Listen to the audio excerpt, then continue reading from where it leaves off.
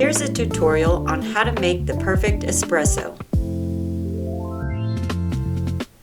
First, start with fresh whole beans and grind to a fine espresso texture. Next, add the grounds to the portafilter and tamp firmly for an even puck. Lock the portafilter into the group head. Select your espresso from the pre-programmed options.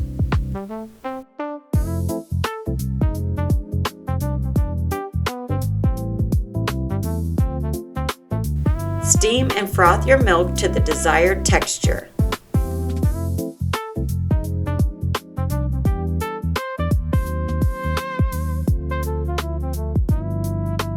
Pour, serve, and enjoy.